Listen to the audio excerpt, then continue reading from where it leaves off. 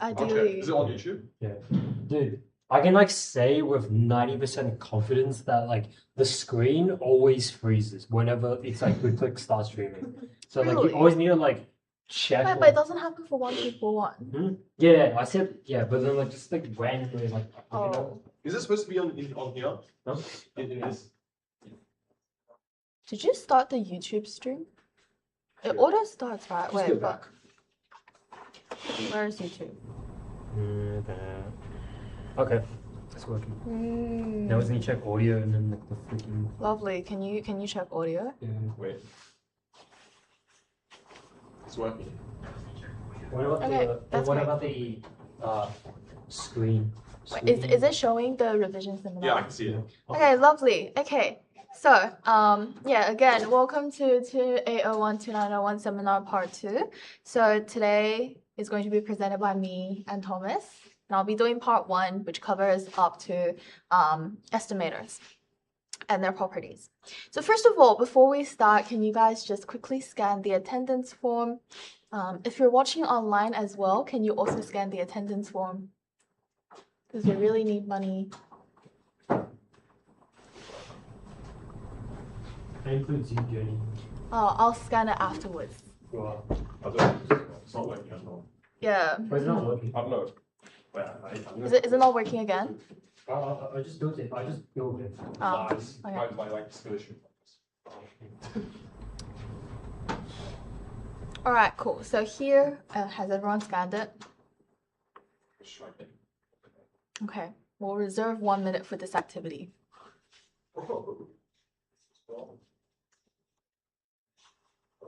Is it working? Well, Otherwise, like I just give you the chat. I'll just give you the thing myself. Oh, okay, fine. It works. what? That's the big problem. Yeah, it's a skill issue. Okay. Right. Okay, that has been 1 minute.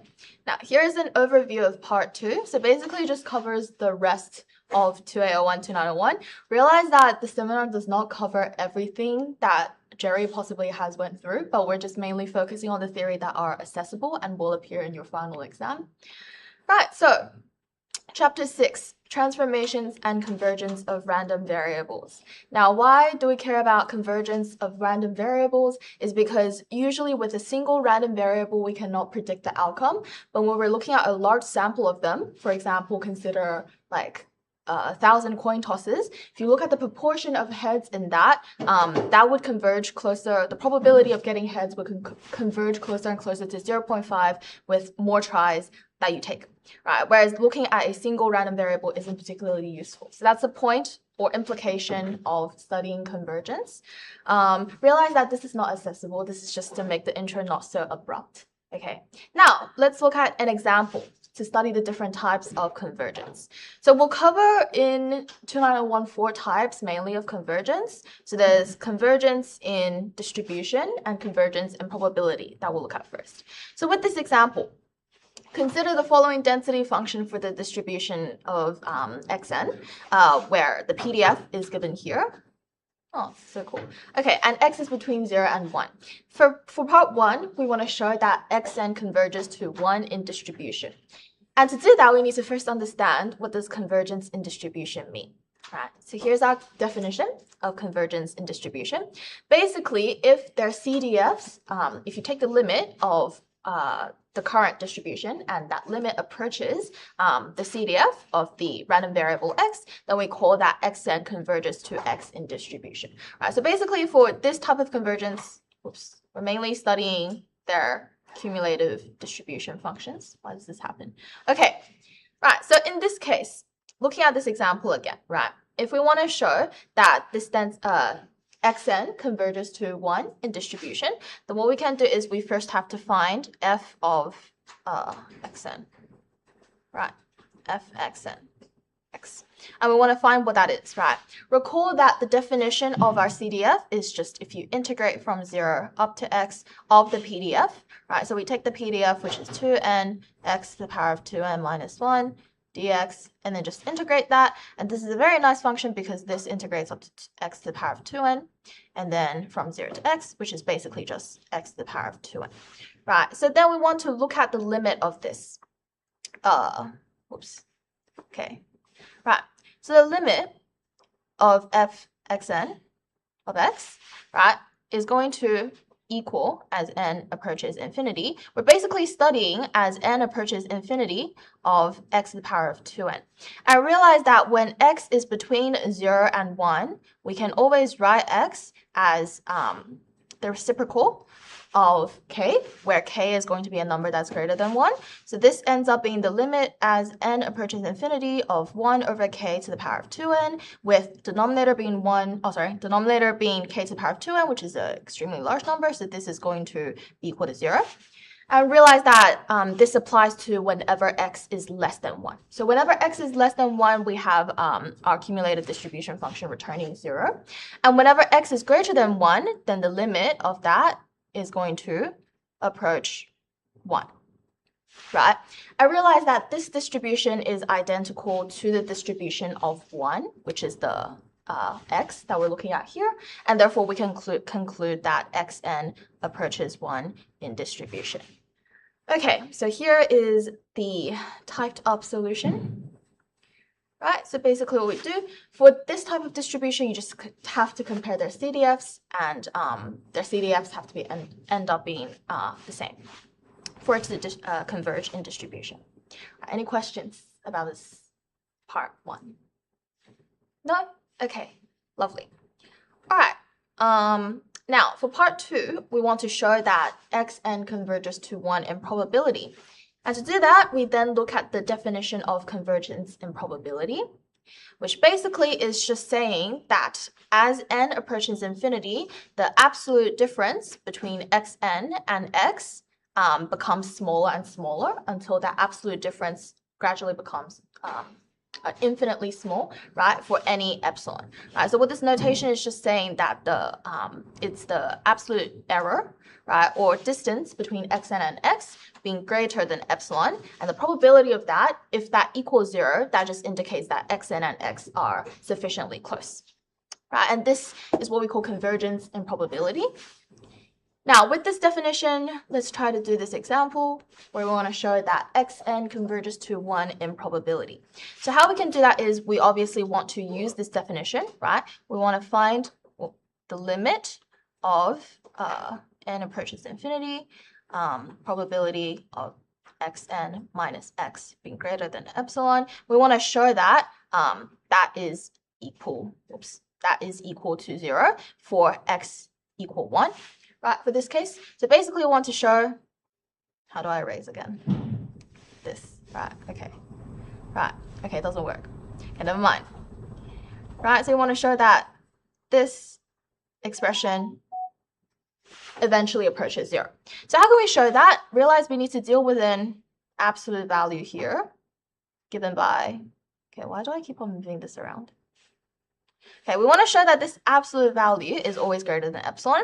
And realize that actually from part 1, we have deduced that the probability of xn being between 0 and 1 should actually be equal to 1, because the cumulative function returns 1 at x is equal to 1, right? So how does that inform part 2?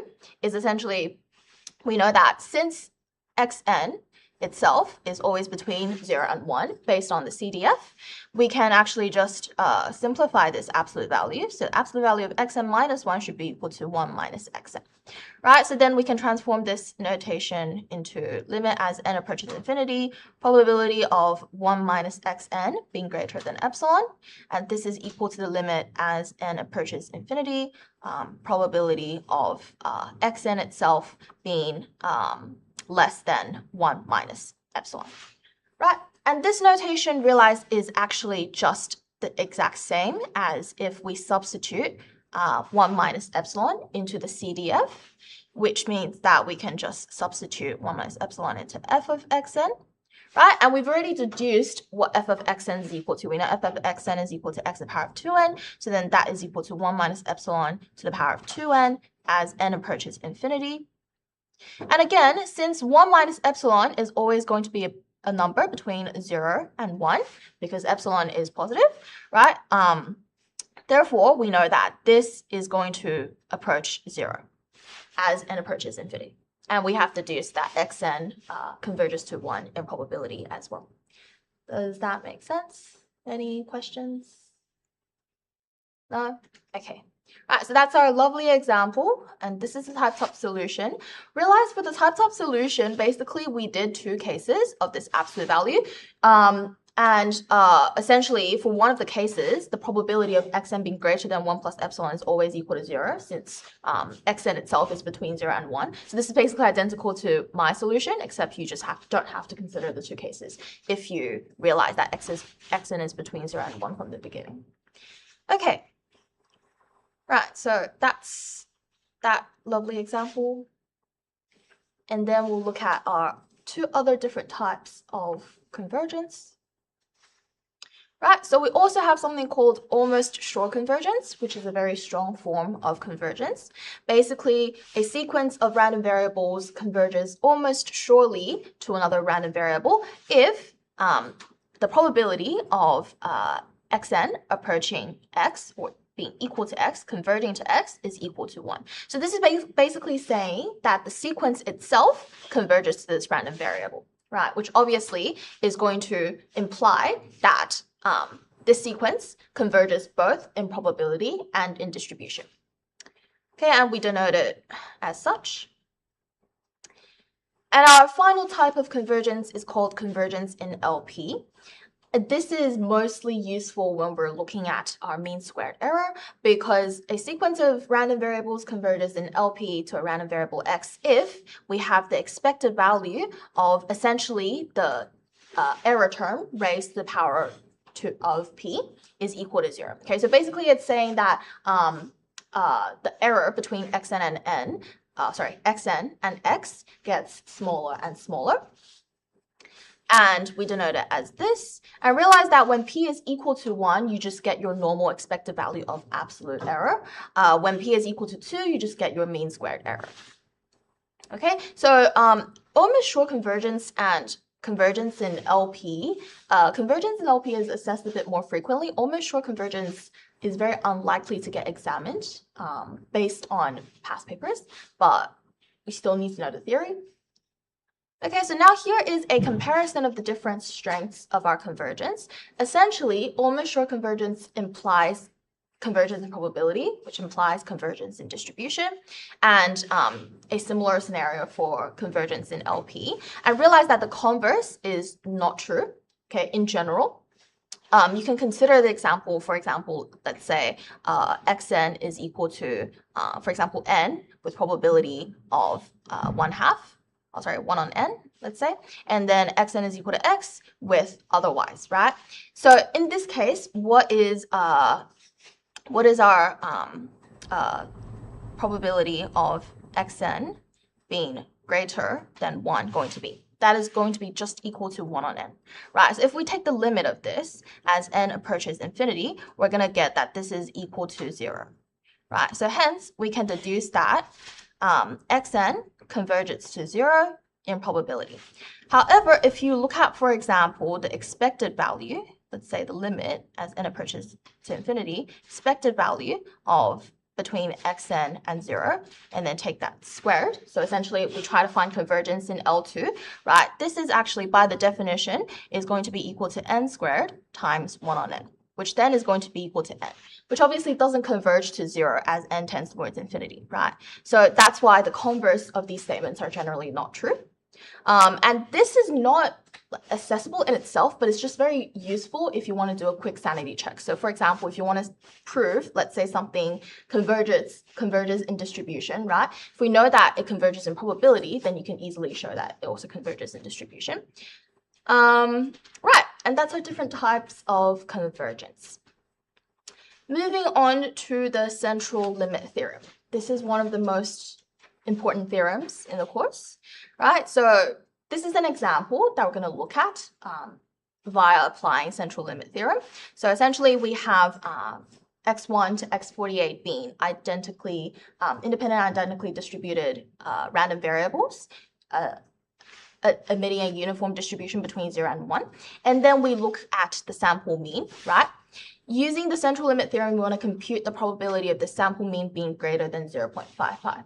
Right, so first of all, we have to look at what is the central limit theorem.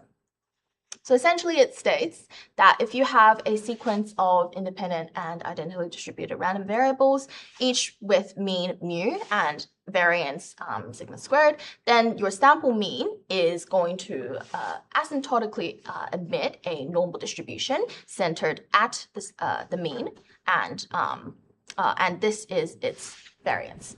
Okay, so alternatively, you can write it in this form, right, where you have the sample mean minus mu divided by sigma and then multiplied by root n. I tend to write this root n in front. Converges in distribution to a random standard random variable that has a normal distribution. Okay, so that is our theorem. Now let's use that theorem in this question. Basically, to use that theorem, we just need to find what is the mean, right, and what is the variance of our original distribution.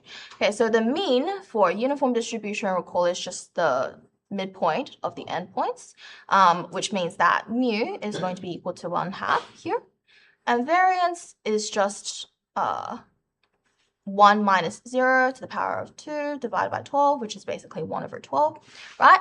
And now we want to apply this normal central limit theorem to approximate it. So let's say we can let the variable z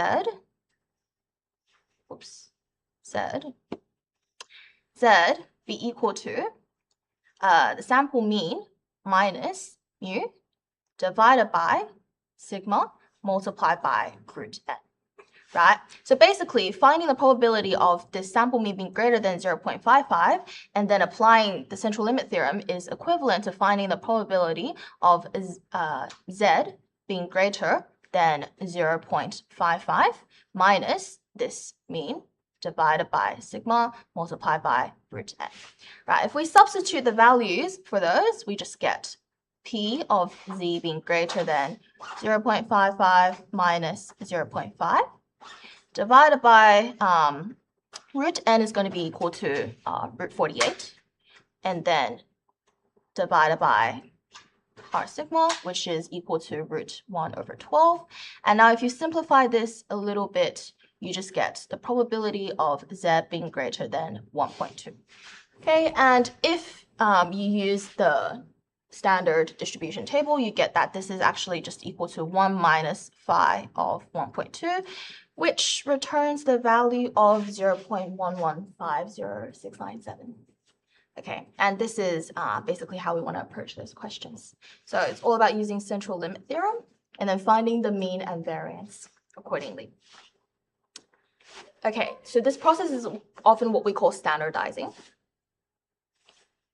Right, that's our central limit theorem example. Do you need more time on this? No? Okay, do you need more time on this? No. No. Okay. You need to hurry up. Okay. I think you're on pace. I'm on pace. Okay, Yeah. lovely. All right. Now, moving on to law of large numbers. So we have the weak law and the strong law. And the weak law is basically saying that for a sequence of ID variables, each with mean, mu, and finite variance, the sample mean will converge in probability to the true mean. Whereas the strong law is saying that the convergence is going to happen almost surely, which is why it's a strong law, because we know that almost sure convergence is stronger than convergence and probability. And that's just our two laws. So those two laws can be particularly helpful in helping us estimate sample means. Now let's apply this in a question as well.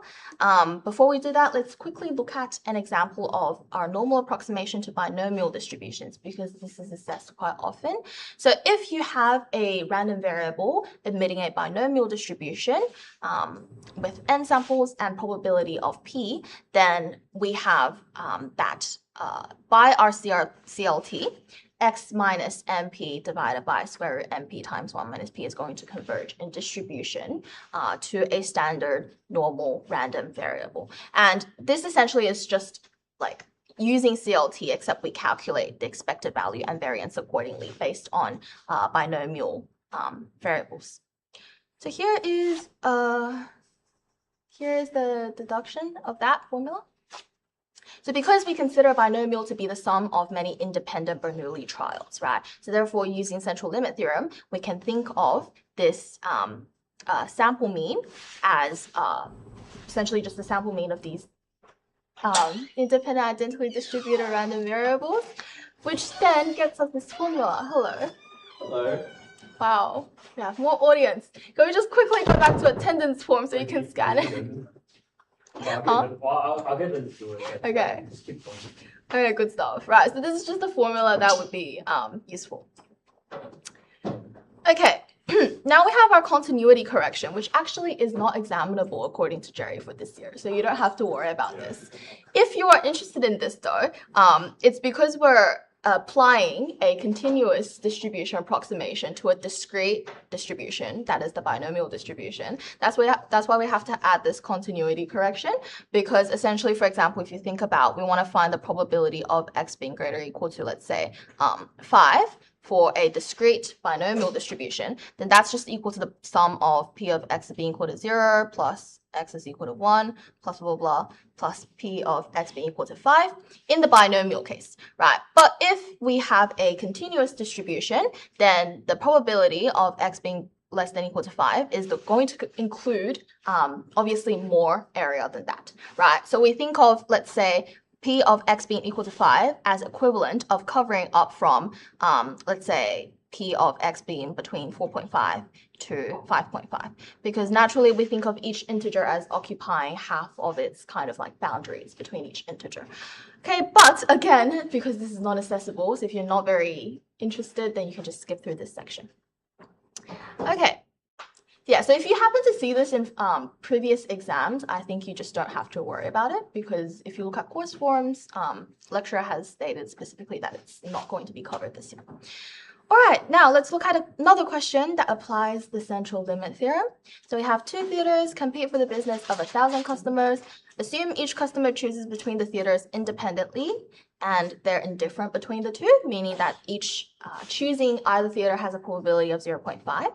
So if we let m be the number of seats in each theater, we want to use a binomial model to find a condition that guarantees the probability of a particular theater turning away a customer is less than 1%. Okay, so I'll give you guys like 30 seconds to quickly think about this question before we start going through it. Does this work? Okay.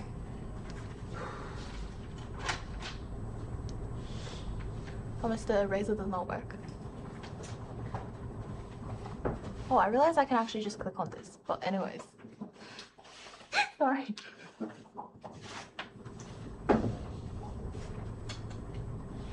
All right, yeah. So how can we use a binomial model, right? Is essentially we can consider, for example, we can let x be the number of people in any particular theater, right? Then via the question's context, we know that x emits a binomial distribution with n being equal to 1,000 and p being equal to 0.5, right? So essentially, we have converted the problem into finding the probability of this x, or the number of people in any particular theater, being greater than the maximum number of seats that's available in that theater, which means that the theater will turn away people, right? We want the probability of this being less than 0.01 for this question. Right? So this is equivalent to essentially finding the probability of the sum of the probabilities of x being equal to n plus 1 plus x is equal to n plus 2, and then so on until x is equal to 1,000.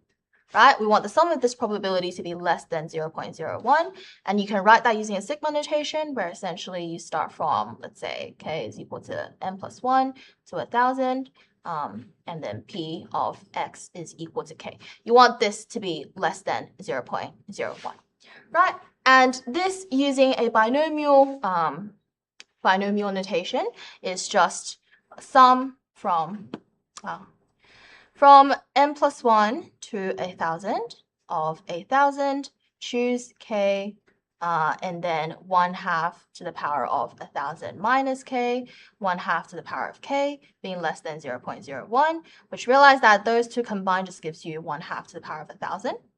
So you essentially just want 1,000 k from n plus 1 to 1,000 of 1,000, choose k, and then 1/2 to the power of 1,000 being less than 0.01. Okay, and in this case, actually, k is just, we use x to notate instead of k, so we just write 1,000, choose x. 1/2 to the power of 1,000 being less than 0.01 with the sigma notation. And this is the typed up version. Okay, that's for part A. Any questions? No? Lovely. All right, part B, if we scroll back, we want to explain how a binomial distribution can be approximated by a normal distribution. And realize that is really just plugging back in this formula without the continuity correction back into it. Okay, and if you want to quickly explain, it's because this in itself, this expression is really hard to evaluate. Like, we can't really find the probability of this being less than 0.01 just by calculating. I suppose you can use a recursion to find the different coefficients, but that's going to be very complicated, right? And we don't want to do that, which is why we want to use the CLT and the normal approximation. Right, so because we can find the mean and variance of our binomial distribution very easily because already given in the question, then we know that this is going to be able to be standardized. So it's going to converge in distribution to a standard normal random variable. Okay, so therefore we don't really have to compute this entire thing. Right, so that brings us to part C, where now we want to use the normal approximation to give an approximate value for n so that our condition in A is still satisfied. So how we can do this is we simply have to just standardize it, right? So realize with a sample of 1,000 people, let's keep on moving around. Okay, with a sample of 1,000 people, n is equal to 1,000. And p is equal to 1/2. So np is just equal to 500. And then np times 1 minus p is just 250. So then you just plug in these values and you find essentially the condition to 1 is equivalent to the probability of this being less than 0.01. Right, so then how we can evaluate this is we just have to plug in to our normal distribution table, and then you can read from that. Right, so using our CLT, this is equivalent to z being greater than n minus 500 over root 250, and then that all being less than 0.01 in probability. And you are given this information. Now, this question in itself is a little bit outdated, but essentially what this information means is just that this is a R function that returns a value where that satisfies the probability of x being less than or equal to 0.99, z being less than or equal to 0.99, with a mean around 0 and variance, standard variation being 1. And that returns the value of 2.32. So that basically tells you that this is equal to 2.32. Okay. Oh, sorry. This is actually 2.32 here. And this is 0.99. Okay.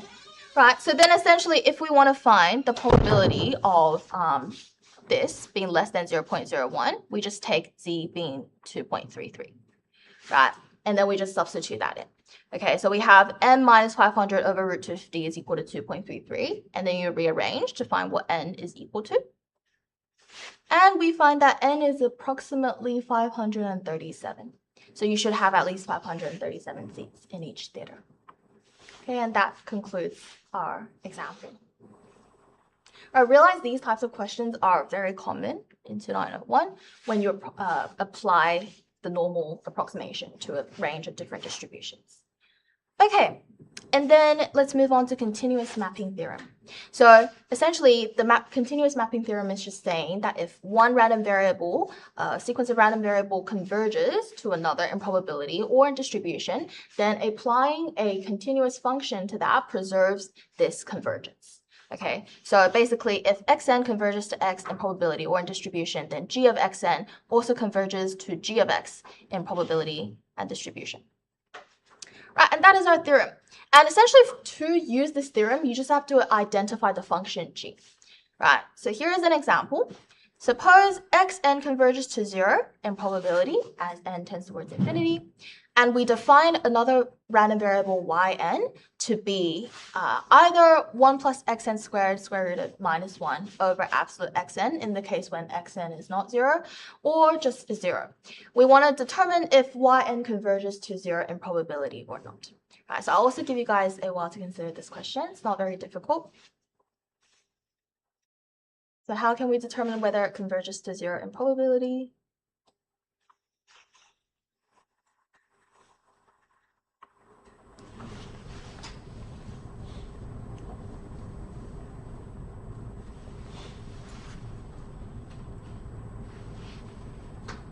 Right? So for this question, we have to apply the continuous mapping theorem, right? We know that xn, if xn approaches converges to 0 in probability, then some function of xn is also going to converge to g of 0, right, in probability. And we just need to identify this function. And obviously, this function, we want to kind of manipulate it. That allows us to find the distribution of yn, right? So how can we do that is we can consider how has yn been transformed in terms of xn. Right, so what we do first is actually we would have to rationalize this expression, because realize that this expression is going to be undefined at x. That creates a discontinuity, and we want to have a continuous function, right? So we have to ensure that the function that we come up with is continuous. So what we do is multiply top and bottom by just square root 1 plus x squared plus 1 to rationalize the numerator. And then the x squared and absolute x cancels out, so we have our absolute x being on the numerator instead, which solves the issue of the original discontinuity. Okay, so then we can simply let g of xn being equal to absolute xn divided by square root 1 plus xn squared plus 1, which obviously is continuous, right? So then we can just essentially sub in when xn is equal to 0 to find the limit of yn. So we sub in xn is equal to 0, then this expression g of 0 just gives us 0, right? And our function, if we define it stepwise as well, right, we can just let yn be equal to g of xn, right? And that is either going to equal to this expression in the case when xn is not equal to 0, xn is not equal to 0, or just directly 0, right, in the case when xn is equal to 0. So in either cases, yn is going to converge to 0 in probability, and we can conclude that therefore it does converge to 0 in probability. If you want to write it out a bit more formally, this is the typed out solution. Okay, any questions about this continuous mapping theorem? We'll have another example about this in our second section for estimators to test for the consistency of estimators. Okay, right. And then the last theorem for this section is the delta method. So essentially the delta method is saying if you have a sequence of random variables that can be standardized and then approximated into a standard normal variable, then and you suppose like g is differentiable in the neighborhood of theta and g dash theta is not equal to 0, then you get this expression as the delta method. So for the delta method, you really just need to know how to apply in a question. You basically need to identify the relevant function as well for g. Okay, so let's actually try to use this in an example. Right, if we have a series of independent Bernoulli random variables, and we let yn be the sample mean of that, for part I, we want to show that as n approaches infinity, we have this expression converging in distribution to a normal standard random variable centered at 0 with variance p times 1 minus p. All right, so how we can do that is realize that this is really similar in expression to our CLT approximation to binomial variables. So all you can do is actually just substitute the formula that we mentioned previously, right? And how you can do this is just substitute with mean being equal to p, and then standard deviation being equal to the square root of variance, which is p times 1 minus p, and then you substitute that in and rearrange, and you would get this for part I. Realize part I doesn't really use delta method. That's for II. Okay, that is I. Now for II, we want to show that as n approaches infinity, we have this expression converging in distribution to this, right? And what tells you that we need to use delta method for this is essentially realize that there's a pattern on the left-hand side where you have yn times 1 minus yn and p times 1 minus p, and that really resembles a function where we have, let's say, g of x is equal to x times 1 minus x, right? So then we can apply the delta method and start from what we deduced in part I. Okay, so because this is a little bit long, I'll just show you the solution. So essentially, you just let g of yn be equal to yn times 1 minus yn. And for all of these questions, using delta method, you just have to identify the function and then substitute it into the formula. So from differentiation, you get that g dash is equal to 1 minus 2yn, and that's what you substitute into the expression on the denominator. And then multiplying both sides by the denominator, you get this, right? And what exactly happens from here to here is essentially, if you let, for example, x be equal to mu plus a scaled version of, let's say, your standard deviation, then your z is going to emit a normal distribution centered at mu as well, with a variance of like this squared over m. Okay, and then, yeah, that's really what it's saying. Okay, that's delta method. Any questions? No? Okay. Right, that concludes chapter 6. Okay, so chapter 7 is about estimators and their properties. And essentially what are estimators is if for any distribution you have some unknown parameters, then we want to have a function that helps us estimate that parameter, right?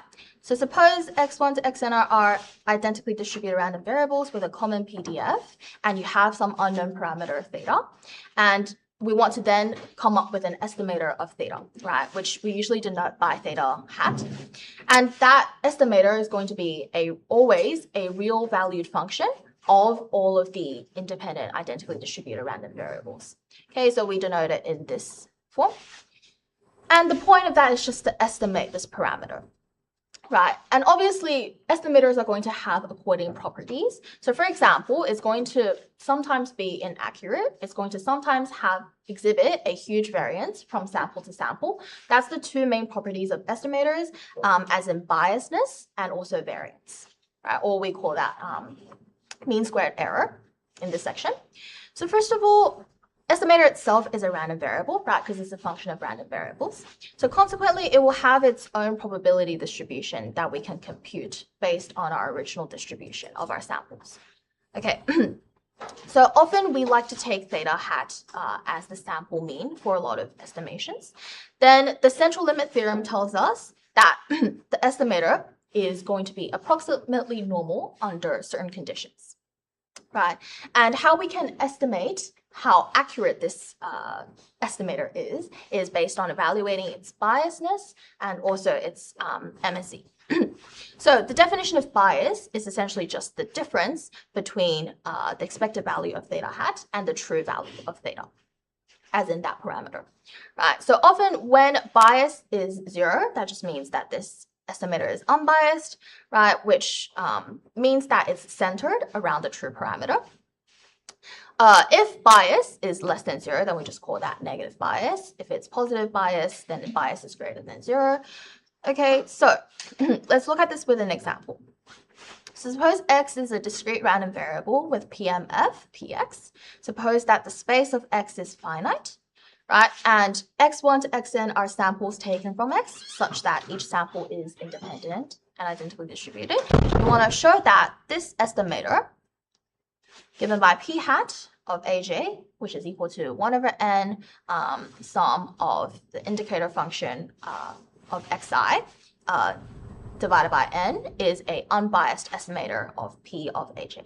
And how you can show that is essentially we just start from the definition, right? You just want to show that the bias is equal to 0. So that means you want to compute e of, that means you want to compute e of p hat aj, and then you want to show that the difference between that and actual p of aj, you want to show that this expression is equal to 0. Right, so I'll give you guys a while to think about this as well before we go on with the solutions.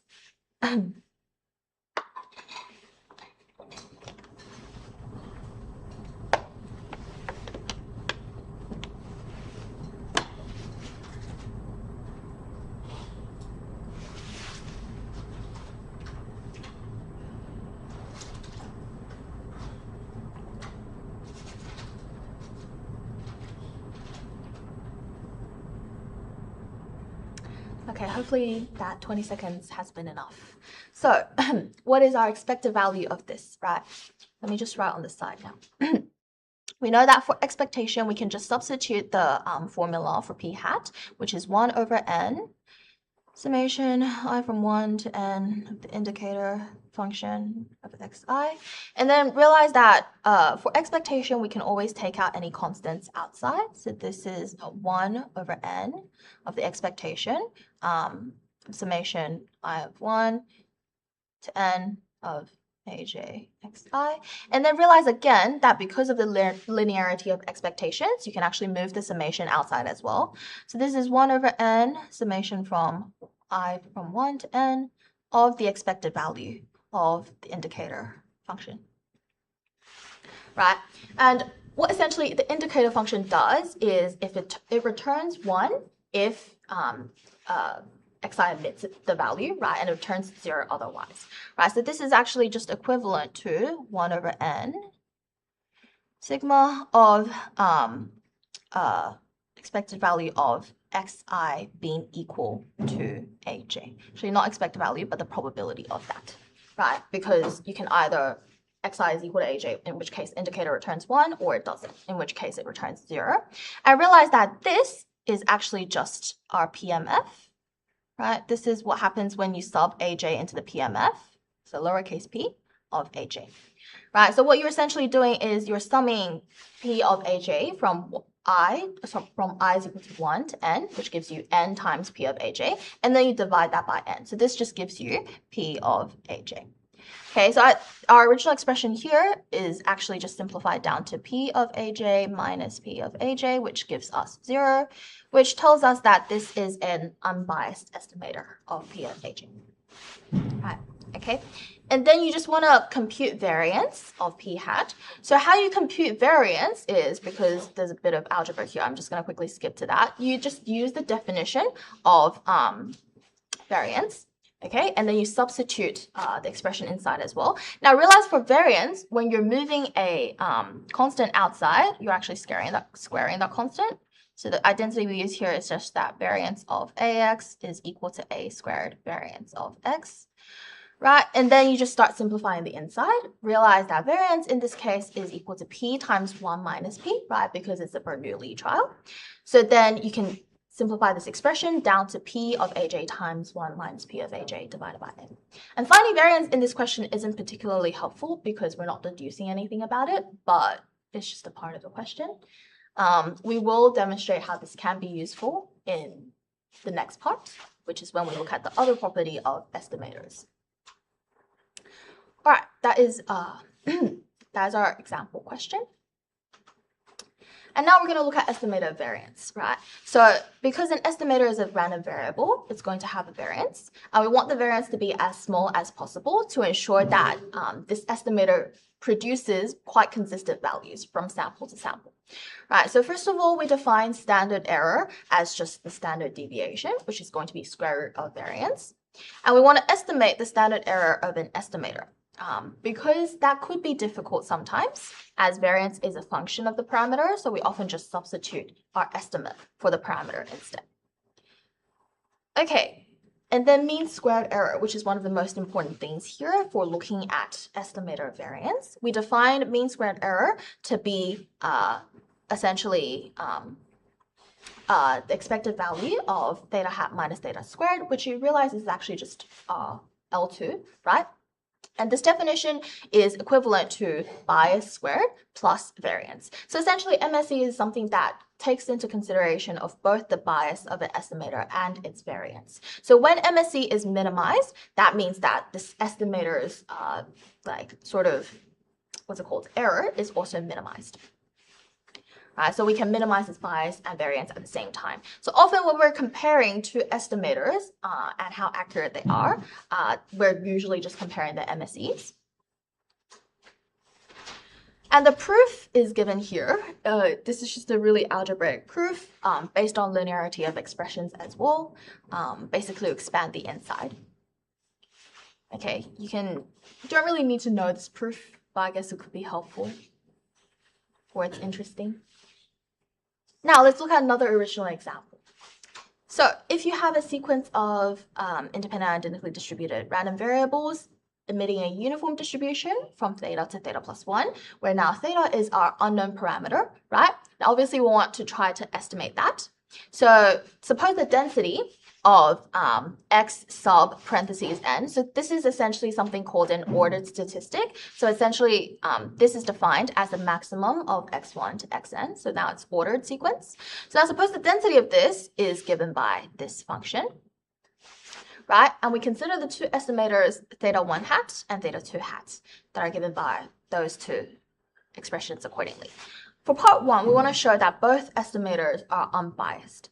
So how we can do that is, again, we look to the definition of bias. So we just want to show that the expected value of theta 1 hat minus theta is equal to 0, right? So now we have to compute what is the expected value of theta 1 hat. Using this notation, that is just the expected value of sample mean minus 1/2 minus theta. Right, and this means that we have to then find what the sample mean is. Realize for a uniform distribution, the mean is equal to theta plus 1 divided by 2, which is just theta plus 1/2. And that is also the sample mean, right? So therefore, this gives us E of sample mean minus 1/2 minus theta, which actually is equal to theta plus 1/2 minus 1/2 minus theta, which obviously is equal to 0. Right, so we have shown that our first estimator theta 1 hat is unbiased. And I'll give you guys maybe like a few seconds to find theta 2 hat's bias as well. And you should be able to show that that bias is equal to 0. Oh, now for theta 2 hat, you do have to use this density to find the expected value because it's not directly given, right?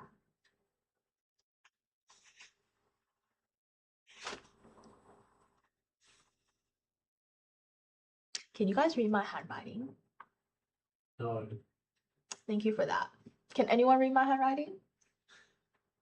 Is it that hard to? Okay. No, okay. Change the thickness. Change what? The thickness of Yeah, it. lower the thing. Oh. Because it's like really fat. Oh. Okay, that's the point of the typed up solutions, I guess. So if you cannot understand my handwriting, you can always look at the typed up solutions. Okay. All right, now let's look at the bias of theta 2 hat, right? So we want to find now, oh, this is so much nicer. Okay. Theta 2 hat minus theta. Okay, now, unfortunately, I did not realize that from the beginning. Okay, so how do we find this? Is realize that expected value is just the integral of x fx, right? Integral from theta to theta plus 1. So this actually we can just write as theta to theta plus 1 of x times fx, which is times n x minus theta to the power of n minus 1 dx, and then minus theta. Right, now to compute this integral, you can use a substitution. For example, we can let this be equal to u, right? So now this transforms into, so if u is equal to x minus theta, then this is just from 0 to 1 of, what's it called? U plus theta times n times u to the power of n minus 1 du minus theta. Okay, and then you can expand this integral, which gets you n u n du minus theta times n u n minus 1 du minus theta. Okay, oops. Okay, and then if you compute that, I'm just going to show you the computation because it's getting really hard to read my handwriting. You should get this expression, right, which is theta plus n over n plus 1 overall. Okay, so the expected value of this then is just e of x sub n minus n over n plus 1, which then is also equal to theta, right? So that tells us that theta 2 hat is also an unbiased estimator.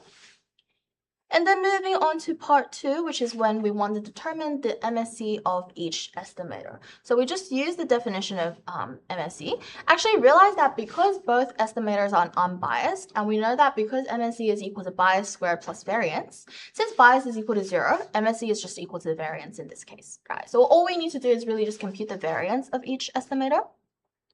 So we want to find variance of theta 1 hat and also variance of theta 2 hat, right? And you can deduce that based on the variance of the original distribution, where I realized that because the original distribution is from theta to theta plus 1, and it's a uniform distribution, that tells us that variance is equal to theta plus 1 minus theta squared over 12, which is also equal to 1 over 12, which is very convenient. And then you just substitute that. So our first estimator's MSE is going to be equal to the variance divided by n, which is equal to 1 over 12n. And then our second estimator's MSE, for the second one, it's always a little bit more complicated because we have the PDF of that variable. So all you need to do is, again, find the second moment first using the definition of the second moment, which is x squared px, and then integrate that from theta to theta plus 1, in which case you get this expression. And then realize that variance is just e of x squared minus ex whole thing squared. And you already know what ex is equal to. So you also substitute that into the expression to find the variance.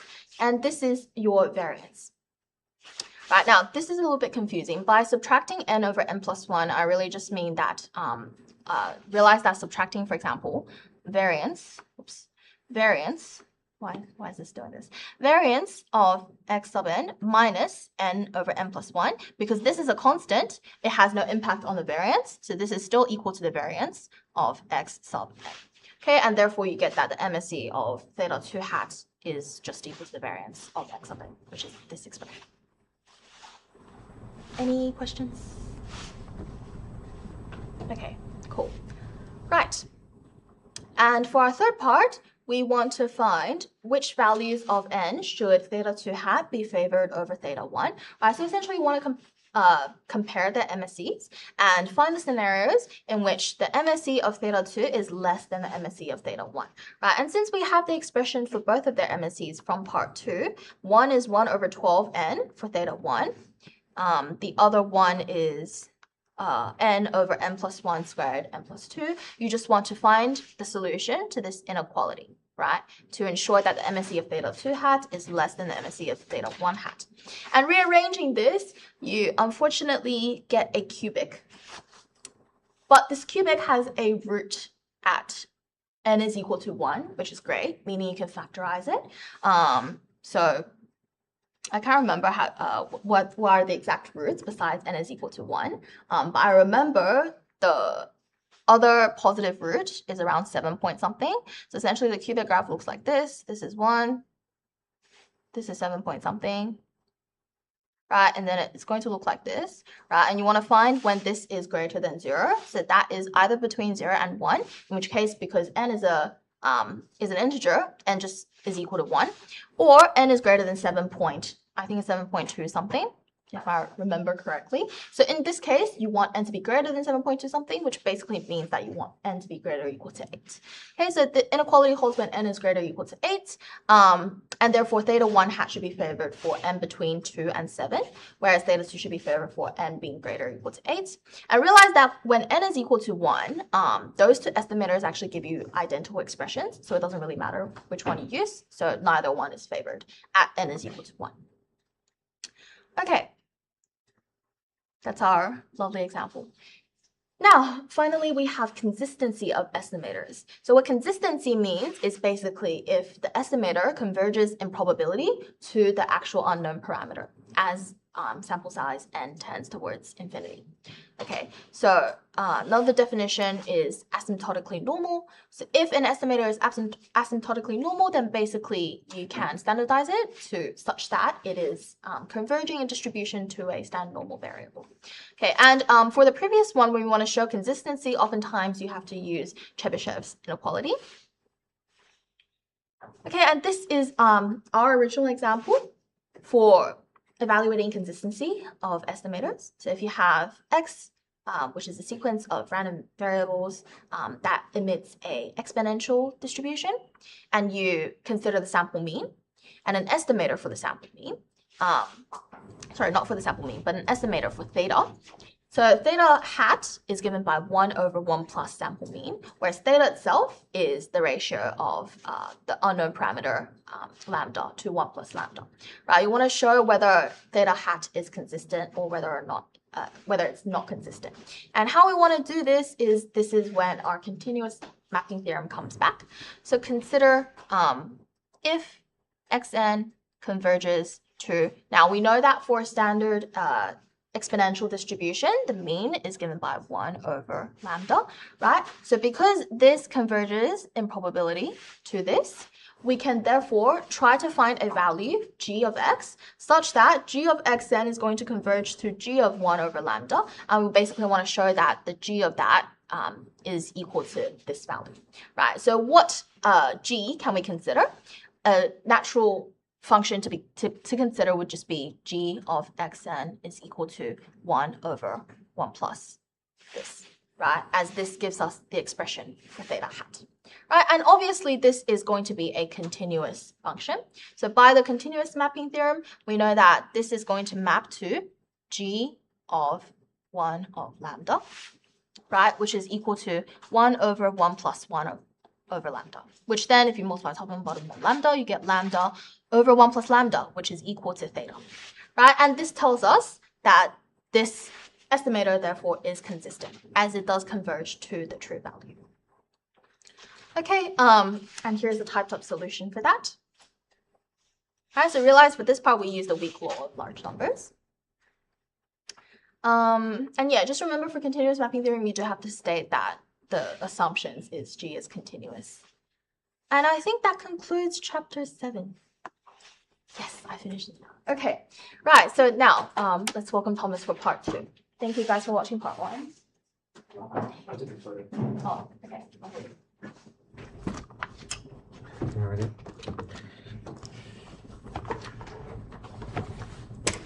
Alright. Yeah. Alright. Good job.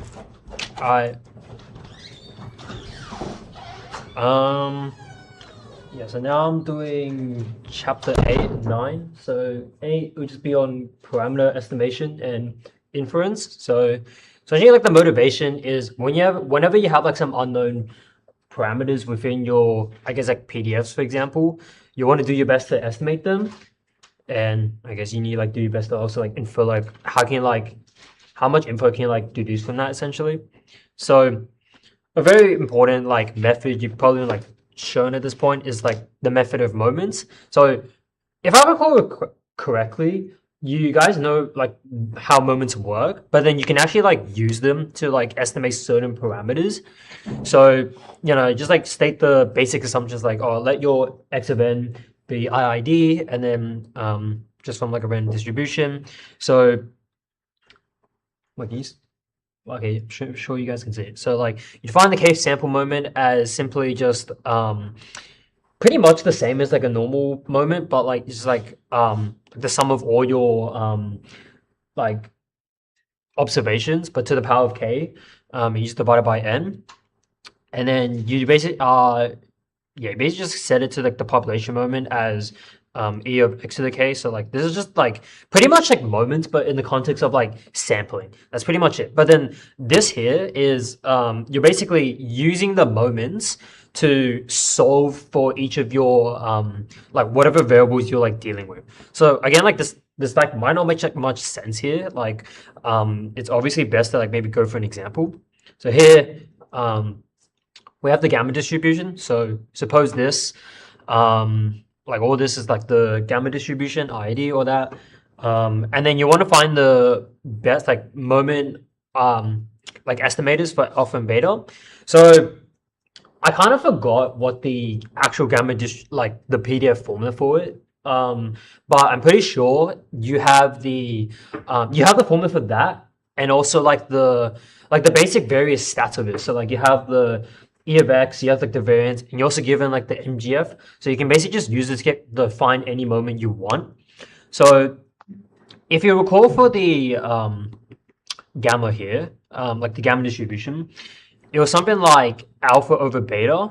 That was your expected value. And then as for the variance, I really need like the handwriting. e of x. Okay, I'm just gonna like do it down here.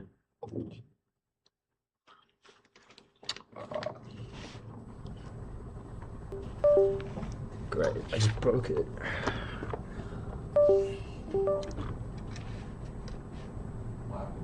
I broke. Okay, good.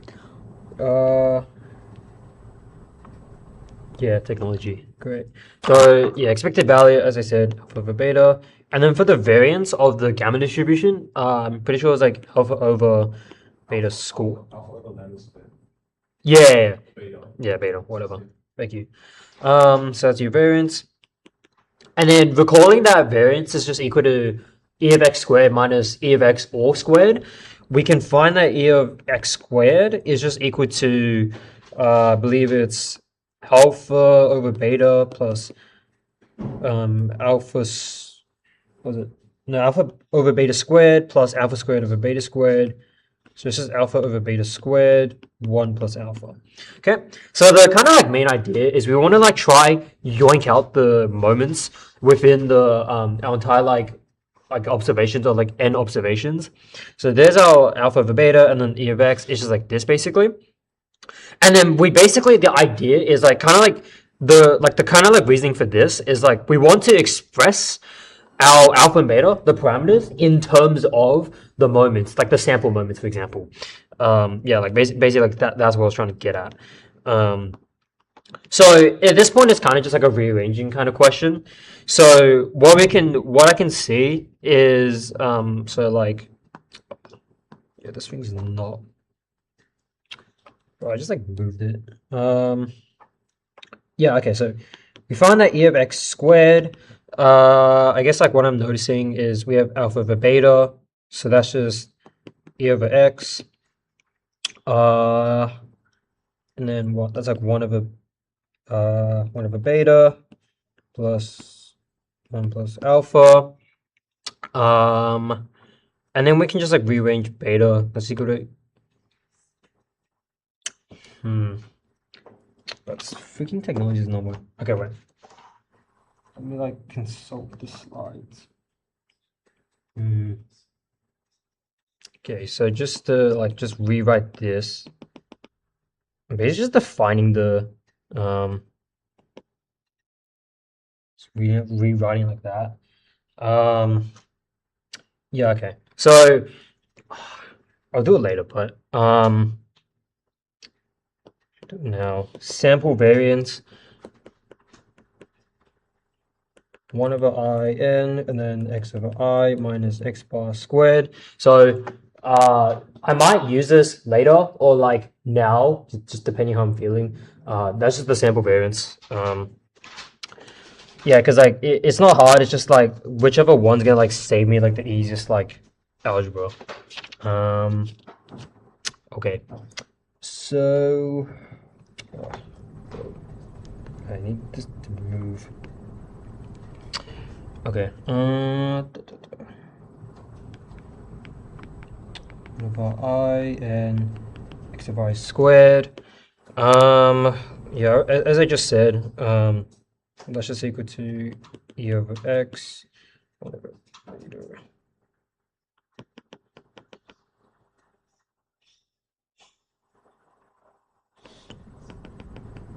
Okay, so that's just from the first equation, and then from what I can see, I think that's squared alpha 1 plus alpha. So then that's equal to the e squared x over alpha, and then 1 over alpha plus 1. Okay, so yeah, this is getting like super messy, but like just roll with it. E of x squared minus e squared of x. You can like notice this. But 1 over alpha is equal to e over x squared minus e squared x minus 1. You might see that's equal to variance over x minus 1. And then alpha is equal to like the reciprocal of the whole thing. So it's like that. I'm pretty sure I goofed up the math somewhere. I Sorry, can you explain what you're trying to do right now? Yeah. So the motivation for me is to try and find like the parameters alpha and beta in terms of the moments basically. So like I should get this is equal to like some function of like some expression involving e of x or like e of x squared within the thing. Because I'm trying to use the moments. Yeah, I'm just like really struggling with the math here for some reason. I have the right here. I have my book. Alpha is supposed to be e of x all squared over e of x squared minus e of x all squared. Okay, good. Wait, sorry. And beta is just supposed to be the same thing, except the top ex. It's divided by any of it, yeah. It's always divided by a sample variance. Okay. Well, just as like a little hint, there's the answer, but like I at least want to try and get it.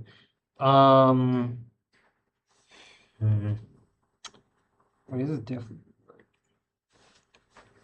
Okay. Yeah. You do if you label like the first equation for e of x as so e of x equals alpha over beta, right? Yeah. If you label it as equation 1, Mm. and you label the other equation as equation 2. So like you have e of x squared is equal to alpha times alpha plus 1 over beta squared. You can just do 1 squared divided by 2 to cancel out beta, to cancel out the beta terms. Yeah. Okay. That's. Oh yeah. Okay. Fine. Yeah. Fine. E of x squared equals alpha squared beta squared. As you said, or like divide. So you can do. So it becomes like e of x all squared divided by e of x squared, right? Is equal to alpha on beta all squared times beta squared on alpha times alpha plus 1. So like just reciprocate that. And then the beta squareds cancel, so you just get alpha squared over alpha times alpha plus 1. Yeah. Yeah, thank you. Yeah, this is pretty hard. It's on the black background. Yeah. Will this help? Wait. That was a bad idea, but. Yeah, that's better. Is that okay? Wait. This is better. Wait, you want this?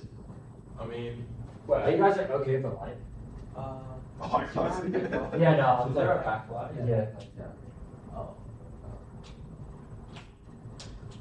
God, Maybe use a different color, mate. Like use white. No, I can't. No. I don't know. Oh no. I can definitely do that. Actually, I thought you could turn the backlights. Let's use that. I literally want everything but the one color. Wait, where's? Well, I don't know my color. Wait, where's white? No, you have to change the that scale. Oh. That scale, yeah, there. Hey, it's Poland. What's it called? Like saturation or whatever. Bro, I just cooked them all. Wait. How do you get white? What the hell? Yeah. I saw your forum post. I know your post, like your reply to the forum. That's crazy. Okay, I'm going back to red. I'll deal with it later. No, it's fine. Okay. Good. Okay. 1 plus alpha. So I'm pretty sure that this is like really annoying. So Yeah, like he was playing with it. He was playing with the lights to see if this would work. I think it's that. We have to keep some, like otherwise we can't look at how much we got. Yeah. I think this is the best thing. I had the working. Turn the front ones off and turn the ones. It's like a bit better. Yeah. Just leave this. Okay, I'm just gonna skip it for now. Like here are the answers. Like I'm sure like the it will be left as an exercise to the reader. Yeah. Yeah. Yeah. Hold on, my brain is cold right now. The next important thing is the maximum likelihood estimate, so MOE. So this is essentially just like again you have like n observations and you're trying to define like a PDF associated with like each of those like observations. So like X is like your observation, and then again like theta is just like some like parameter within your like the space, I guess. So importantly, the likelihood function is just given by the product of all your observations, basically. So, sorry. So just a simple like pi like symbol whatever for like all your observations. Okay. Which one can I say? Okay, yeah. Then the log likelihood is simply just defined as like taking the log of the whole thing. So, you just like instead of converting the products, you just like log it to convert the products to all a sum. So it simply just comes down to like, product to sum, and then you log the f to like L1 of f. So like that's the motivation. So the other thing is, like I said, but like the parameter thingy, you want to, what's of interest to us is you want to choose the feeder such that you maximize like that likelihood, hence the name, right? So, being able to choose that feeder that maximizes it is like what's mainly of interest to us, okay? And that's for the main likelihood function. But if you use the idea we just said before about if you take the log of that and you convert to the sum, it's like the same thing. Like you can also get like the feeder that such that it maximizes the log likelihood. But what's really important is like the feeder that maximizes the log likelihood is the same feeder that also maximizes like the normal like likelihood. So if you find the feeder for the log likelihood, you know it for the normal for the normal likelihood function. So that's like something that's like really important because like trying to maximize over a product is like pretty like annoying, but doing over sum is probably like less annoying, I guess. So that's like one of the motivations. So here we can like use that example here. So the materials testing, yeah, blah blah blah. So I'll just like read this here. That's the PDF. I should note that this is like that's all the y's are meant to be x's because I just changed it. Okay, but it's that. But then anyway, the point is again, you want to show that the maximum likelihood estimated for feeder it's given by this specifically. So I'm sure you saw this like T of n like a few times. Like was that in like your class tests? Like I saw like one of them were like one of those questions. We didn't have MLE for class tests. We only had a method of limits. Yeah. This didn't get assessed in Oh, but then like the symbol for like T of n, you're trying to estimate. Yeah, you're estimating like the moments or something. It's like the same thing here, except here we're just trying to estimate the feeder using the maximum likelihood. So like yeah, just don't get confused by the notation or anything. So yeah, it's like how do we get this out? So again, we want to like use what we know, which is we want to find the likelihood function. Like I said, it's just simply the pi product of all your like PDFs, I guess. Well, it was like that. Yeah, something like that. All right, and we can just see that it's just gonna be like I really don't want to. Yeah, I don't want to write out like the function many times. So I'm going to jump the gun and then immediately say, let's take the log likelihood instead. So let's just, so if you like remember the kind of like, I guess notation or whatever, this was,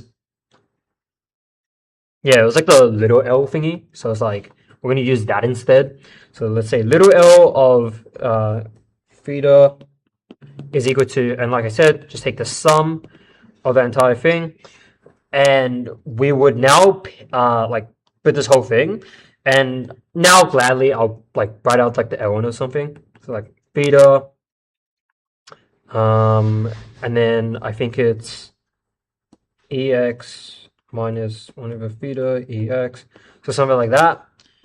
And then basically here it's just like kind of just math of like evaluating the log. So I think it's like minus LN feeder plus ln of like that entire thing.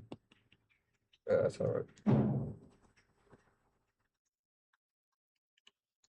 So I think that's what it is. And then I guess like for this, no parts of I involved. Oh yeah, sorry, yeah, I should be like writing the I's here, that's what I forgot. Yeah, so for the left one, it's just simply minus n of L1 of feeder. And then here, like this part here is gonna be all the like L1 of E would just be like whatever the power is there. So xi minus 1 over theta exi. Okay, so that's what we have is like the log likelihood. Okay, and then here we want to find the theta that maximizes the log likelihood. So obviously, just like, you know, if you're taking calculus, take the diff. So dl, or at least like take the partial diff, dl over d theta equals minus n over theta plus, so we have like this first part, no theta's in sight, so just ignore it. It's just obviously this part here. So it's like, before taking the diff, it was like minus 1 over theta. And then if we diff minus 1 over theta, that's just going to become, I believe, 1 over theta squared. So it's basically just this. Yeah, so I think it's that. Yep. And obviously when we do the diff, yeah, like take the diff to 0, so set it to 0. And then at this point, you just want to rearrange to solve for theta. So we have n over theta equals 1 over theta and like that massive sum. And then probably what I'm going to do here is like times by theta squared on both sides. So that's like n theta equals, again, the sigma sum. Finally, just divide by n. So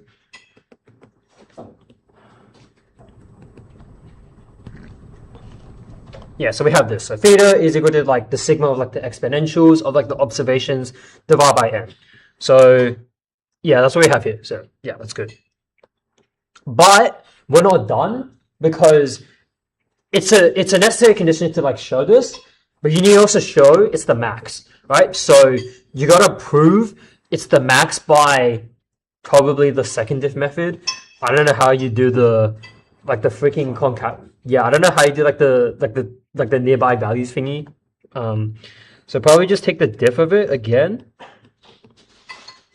Wait, that's wrong. It's meant to be like in the middle. So you want to like diff again, and then you want to like whatever thing this was. By the way, I should be like saying that it's like the theta hat because like that's what we're trying to estimate. You want to sub that into the second diff, and if you remember, if that thing is negative, then you know it's a max. Okay, so you want to like sub it like theta is it's like that little like. I think it's like that. That's how you like represent it. Like you want to sub in the theta squared. So it just like comes down to like diffing this again, obviously. So that is, I think, n over theta squared minus 2 over theta cubed. Yeah, so I think it's this. Oh. Okay. So we have that, and like I said, you just want to sub in the like the theta hat thingy. So like here. So it looks like this part is okay, but then like still, how do we get rid of this like exponential?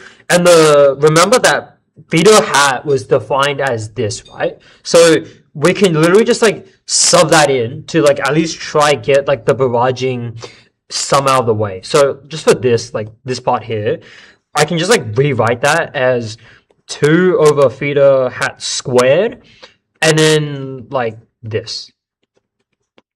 Okay, so like, I mean, clearly that's like the same. And what I notice is, see how like the n and the theta hat, they can like swap around. So this entire thing is just equal to n, right?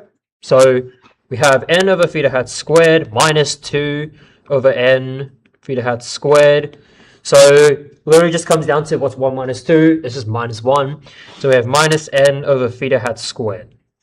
Okay, just as a sanity check, like obviously n is positive. Doesn't matter what theta hat is, it's going to get squared anyway. So obviously this thing is less than 0. So therefore, because the second diff is negative, it's clearly a max. So we found our like maximum likelihood estimator basically. Yeah, like low-key just like the same. Yeah. Yep. Is that all good? Any questions? No, Can you explain yep. like what's the likelihood of? Mm-hmm. I think it's the likelihood of? yeah. So you mean just like the general concept? Yeah. I think it's like just like likelihood of some event occurring, given that you can just like tweak a little parameter theta. So like maybe like if I had if I had like a biased coin, right, and I could just somehow change the magnetic weight or something, Yeah. and like I flip it many times, but I want to, because like the whole point of this again chapter is like I don't know the probability of it, but I want to find the probability that has the most chance of it occurring. Basically, it's like what's the chance that this coin has 50% probability versus like what's the chance it has like 100% weighting to like heads. Basically, that's what this is like measuring.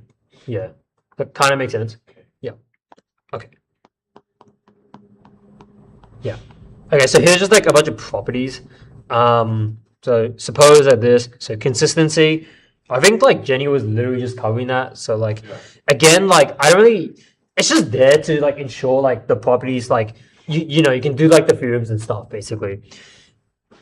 Okay, I have no idea what this is, like equivariance. Like apparently it's like, if you have a theta against like the maximum likelihood, it's like if you take like a function of that like MLE, but you also apply the function to the like the PDF of whatever you're trying to like of your PDF essentially, then they're the same thing basically. So like I guess that's that. I guess the more important one is like this. Again, like I think Jenny went through that many times. So asymptotic normality. It's like for this, you can rewrite it as that, or it's basically just saying like the theta n is like like asymptotically approximately like the theta mu value, and then times like the standard error, like the standard deviation, whatever. So like that, I'm gonna be like probably using a lot, basically. Yep. Fisher score, I think like. Yeah, don't worry about like the placement of it. Like it's here. Like that's all that matters. So for the Fisher score, it's defined to be as specifically the L is the log likelihood to remind you, and then you just take the diff of it. That's what the Fisher score is defined to be as. And then for the Fisher information, it's simply just finding the expected value of your Fisher score. That's all the Fisher info is about. So apparently there are like a bunch of ways to find it. So it's like you can do what I just said, like put in the Fisher score, like chuck it in, find the expected value, or you can take the diff of the log function and then like oh crap, so yeah, you diff it and then you square like whatever the result that was and take an expected value of that. Or finally, it's somehow the like the double diff of your log likelihood, and then you take the expected value of that and then you like negate it. I have no idea how to derive these, but I don't think that's important. When you know, it's like just know them. Wait, do you guys get like form? Do you guys get cheat sheets? Yeah. Yeah. We get to bring one in. Yeah. So just like wait, I like just do double sided. Yeah, double sided. Yeah. So then just cram everything there, like just in case for like Joe just decides to pop one of those questions in. Yeah. Wait, have you done this course before? Have you done this course? Yeah, I did last year. Hence why I'm like struggling. That's how I'm Yeah. So let theta hat be the MOE of this parameter theta. So again, like the Fisher information is defined to be as like D. So like, yeah, literally like all this again. So that's all that. If that's the case, then you'll find like the variance of your the theta you're trying to estimate. It's just given by 1 over I of theta, where again like I was the Fisher. Oh, Fisher info. I keep confusing them. Yeah, so it's 1 over the Fisher info, and then the standard error, like I'm including just like the root of this. Okay, so it's obvious. Okay, so quick example. Suppose this where f of x is like this distribution. Just to see if you guys are awake. Like, do you guys know what distribution this is?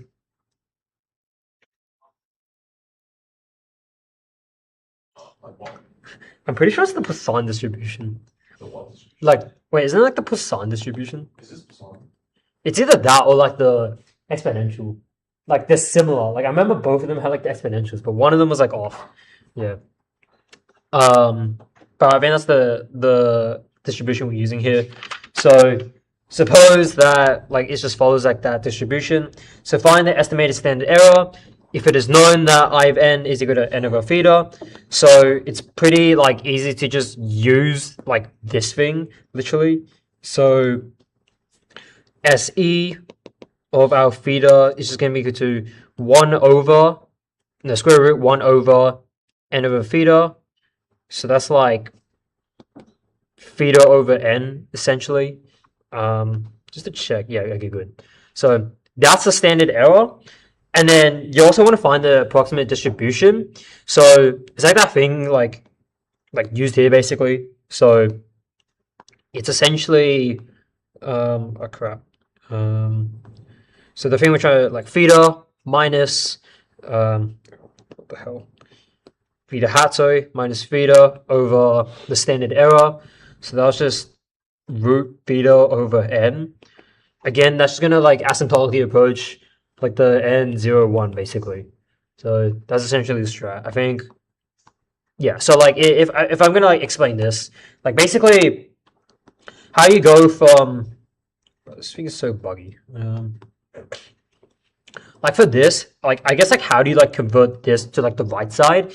I guess the theory is you just times like the variance thing here by this squared, because I'm pretty sure like it was like mu theta squared. Pretty sure the left was the mean and then the right was, I think it was variance over standard deviation. I was debating if that was right, but I think it's variance. So you want to times like this part by this thing squared basically. So just times it by theta over n. And then finally you kind of like plus like whatever this thing is, like to get your theta basically. So like that's how you get this. Okay. So that's how you get like the asymptotically approaching thing again. Yeah. Okay, so then like confidence intervals. So the like kind of like reality of it is like nothing is ever like, it's kind of like asking the integral of a single point, like a single line, which doesn't really work in the context of say like areas. Same here with like probabilities. Can't ask for a single probability because like this is the real world. So like the next best thing you do is you ask for a range of values. So like the probability lies within it. So like that's the more like real approach we take here. So we take confidence intervals basically. So this is the definition of a confidence interval. Not gonna lie, this is like a bit too overkill, I reckon. Like, I don't think that is necessary to know. This is the more important one, I guess. Like this problem, like that will get to your language. So again, let these like observations be like random sample. If you just consistent again, blah blah blah, and then your confidence interval. So for like 1 minus alpha, where alpha is like your, I think it'll be said later, but just went, oh great. Okay, good.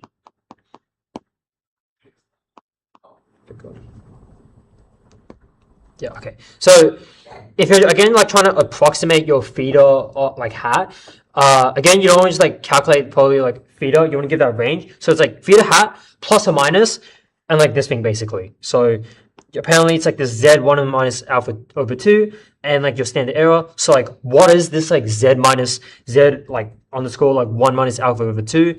So it's essentially just like your quantiles of like the range you kind of like just describe over.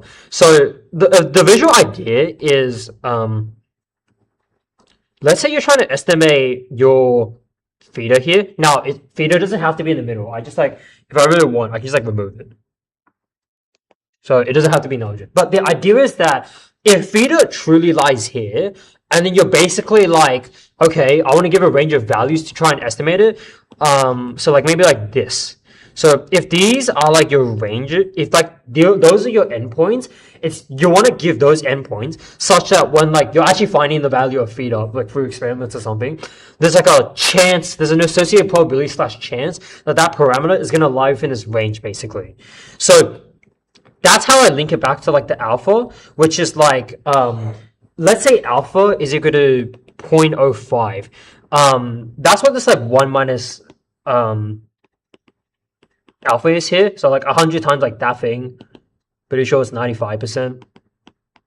So basically what it's saying is if I choose alpha to be 0.05 and I find like the interval, like the range of values, so whatever the numbers are, it gives me this range so that when I do my experiment, I can say with 95% confidence that my value, like sorry, my like the parameter that I find in the experiment or whatever, is going to lie within the range. So that's like the kind of visual understanding I take for confidence intervals, right? And that's kind of like what these quartiles are essentially representing. So that's what those are. So we obviously like know how to like construct the confidence interval. So yeah, it's just like saying this stuff again, like the asymptotically stuff again. So yeah, this is basically like the idea of it, which is that the associated probability, like 1 minus alpha, again, like if I said alpha is 0.05, this is saying 95% chance, like the 95% chance, like this like value of mu, not this line actually, I mean like this line here. It's like my parameter will lie within like my two endpoints basically. So like obviously how you get that is you kind of just go backwards. So you know like when you're trying to do like it's like the standardization for like your probabilities or whatever, but instead you're trying to make mu the subject. So if you just do that, you basically get here basically. So that's kind of like the motivation. Okay. So I'll do an example here. So 5 water samples are taken from a small dam, and then blah, blah, blah, just a bunch of math. So like I'm drawing out n is 5, sample mean, mu is, or like x bar, whatever. So it's that. And then standard error is 0.006. So construct a 95% confidence interval. Okay. So again, what this is like, it's implying that the alpha, like if you do 1 minus 0.95, that's going to imply that alpha is going to equal to 0.05. So like the thing I've been saying. So you basically want to find, if we like go back here, it's essentially this. So how do we find those values? So the x bar we know, then there's z 1 minus alpha on 2. So like we just need to find alpha. So we already found it, but like 1 minus 0.05 on 2, 0.975. Okay, so we're using this like z is 0.975. Okay, which is obviously the 97.5 like percent like quartile whatever in like the what's that thing called, like the probability table. It's like the massive like table basically, and that's what you need. Like okay, it's like sigma we know like 0.06, and then the root n is just 5. So really it just comes down to just saying we just plug everything in. So 0.055 plus or minus the z, so like not 0.975, but like the value associated with that. So you have to like go backwards basically. So I just have it here. I think it's okay. I have it as 1.96, so hopefully that's right.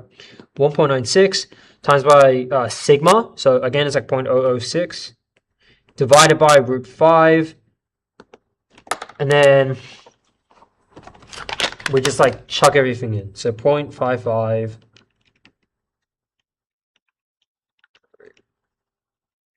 times 0.06. Wait, that's really small. Wait. Okay, so I get 0.06 for the plus case, and I get 0.0497. Okay, so I believe this is the lower part, and then this is like the kind of like the upper limit basically. Okay, is it right? Yeah, okay, basically, yeah, because like I basically just rounded it, but yeah, it didn't say like how many decimal places.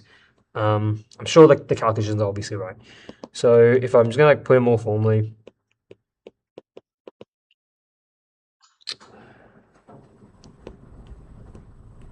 yeah, basically that. I guess like in the exam, maybe like provide more decimal places more than me because I'm just like lazy. So yeah, again, like just to reiterate, like if I did this experiment, like if I found whatever the value of mu is, or like the thing I'm trying to estimate here, I can say 95% confidence is going to lie within like that like interval basically. Obviously, there's like a trade-off between knowing your confidence versus how big the range is. So like the bigger the range, then like more likely I'm gonna know where it's gonna land up in there. But like, you know, it's not really like telling, because like you might as well just say from like 0 to infinity, like it doesn't really help. On the contrary, if you made it really small, like it's like you're getting close to like a very close number, obviously sacrificing maybe like the accuracy. So obviously it's like a trade-off with it. Yeah, okay, so yeah, this part is kind of important because like this wasn't present in like, because apparently the syllabus changed in like 2024, like 2024, like 2025 is like, yeah, 2024 is like the new like kind of year, like syllabus change basically. And this included like one of these. So which is like the Wald and like Wilson intervals. So like, have you guys like covered this part yet? Like, okay. Yeah, but like this part is like, kind of have to like remember it. So for the Wald interval, like the Wald confidence interval, it's pretty much the same thing. Like it's like if you have a PDF, and then again, like the confidence interval is given by this, except like for the like up here when you have like the sigma root n, which was the standard error, you just have like replace it like the normal standard error. Like I guess like for any general PDF. Okay, so again, like you're using this. So like the Wald interval is like easy. That's no problem. It's like the same. The Wilson one is probably like the more convoluted one because like it's like really like, okay, because like again, like this could be like for any like general like distribution or whatever, but then the confidence interval is like super like weird. Like it's kind of like resembling quadratic. So I'm actually not gonna tell you like how to get this. I'll actually just tell you like, don't actually like, okay. You can probably memorize it again, like put it on the sheet, like just like to double check it as like a sanity check. But don't actually like use this as like oh yeah, it's like just plugging the numbers. Like here we go. That for like the Wilson, I'll just give an example and like I'll go through my focus like how I actually meant to use it. Yep. So 2024 exam. So here you have like incoming calls. Consider random sample. Sorry, IID. It's the exponential distribution. Blah blah. So 51 incoming calls received. So it's a bit weird. It's like you have calls, but you're trying to measure like the call times, like how many times. So it's like if you have 2 calls, that's 1 wait time. So it's like -1 of the 51. So it's like 50. So just bear that in mind. So based on that, provide an estimate of your like not theta, lambda, and then hence find like the Wald and like the Wilson interval. So this, for the first part at least, you're just using the fact that for e of x, yeah, this is an exponential distribution. So again, like I'm pretty sure the expected value of that was like 1 over lambda, like whatever like parameter you're trying to like do. So it's like that. And then we're trying to estimate that, again, like using like what we know basically. So let's like rearrange this. So we have that. Lambda is 1 over e of x. And then e of x, that's just basically like the sample mean. Like, because like, sorry, this is like generally true for like anything, but then we want to take this in the context of like taking samples, right? So we should be doing something like, oh yeah, sample that equals like sample this basically, like that. Or if I really want, like this, right? But we know the sample mean or like sample average, whatever, is just 10.7. So we have 1 over 10.7. I think from my memory, it's like 0.09.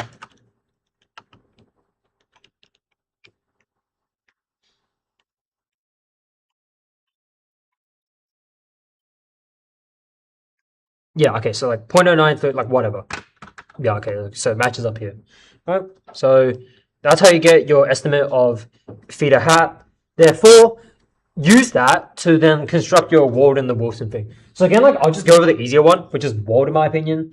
So for Wald, we again use the fact that like the freaking asymptotically approaching distribution. So we know that like the the theta hat, it's gonna asymptotically approach like the normal distribution of this, basically. So it's like that because of like the asymptotically normality stuff, like pretty much you can like always assume that. So if that's the case, then it comes back to just like knowing like what is each of these basically. So Oh, this music. Okay. So what is the okay, so we know like the theta like that is equal to, so again it's like 10.7. Oh, not 10.7, it's like the 0.09.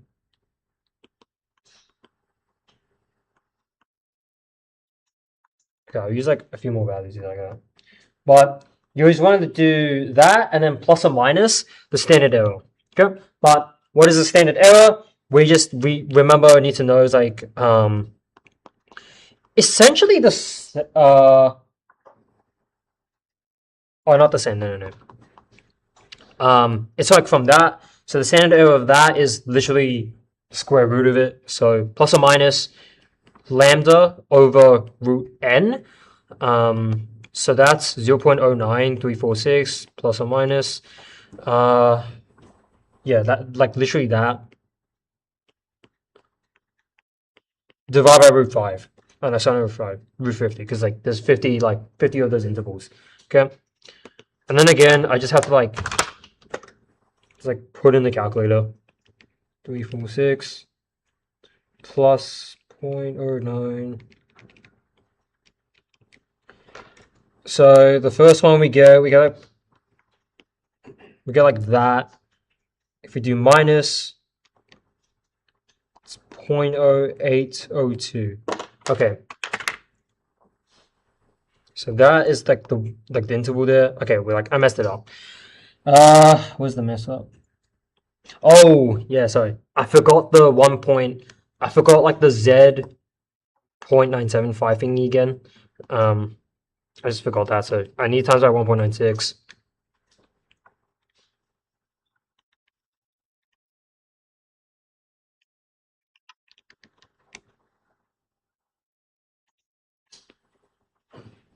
$1194 minus 0.06755. Okay. Yeah, okay, good. So I got these values. Okay, so it's pretty much the same as the dam water one question we just did. Like there's really nothing much different here. Is anyone okay with the water is all good? Yeah. Yeah. Whenever you try to find the estimated, do you always just find it from the expected value? Expected value. You mean from here? You say? Yeah. But basically, they'll always provide you it. Yeah. Okay. And you maybe make because in this specific case, for the exponential, you already just reciprocate it, right? To find the not expected, the estimated value for your parameter, basically, right? So in this case, it's kind of an easy one, right? Maybe you have to do some complicated thing later on. Yep. Okay. Wait, do we Yep. only ever do 95% compensation? Or will they just give us the number instead of 1.96? They'll give you they'll definitely give you the numbers for it. You know how wait, have you guys looked at the past series where it's or even in your your class test or whatever, they always give you hint fee of blah blah blah because you get 5 values or something. Yeah, you're gonna use those basically. Yeah, 95% confidence interval or 99% confidence interval, stuff like that. Okay, as long as you know how to do it here, then it should be fine. Yep. Okay. Okay, so now the cooked one is the Wilson interval. So what do you do here? So you genuinely just have to trust my words because don't know how to explain this elsewhere. So the idea is so again you'll recognize that is the the test statistic, the asymptotic thing for the 10th time. That's that expression. So remember the idea is remember we had the p blah blah blah is bounded by some probability, bounded by some value, and then it's associated with some probability, and then you just take one step away from that. So it's you take the inverse probability function or whatever. Okay, so at that point you get less than or equal to 1.96, which is the inverse of the the Z 0.975. The key is this, how I see it is you want to rearrange for n. Oh, sorry, you want to rearrange for your lambda. So rearrange expression to find to find your lambda. That is what you're basically doing in the Wilson score interval. Okay, so if you have this, rearrange it. So I guess what we can do is, can we like,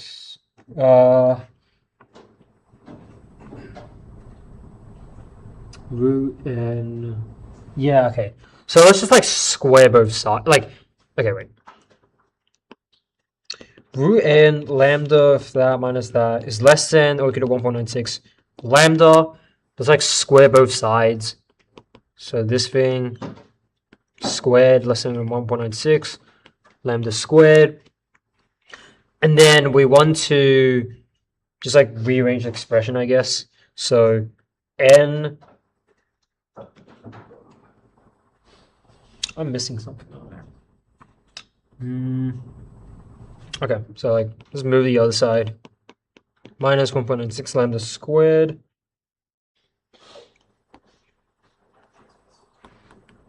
Plus n equal to 0. How do I get that?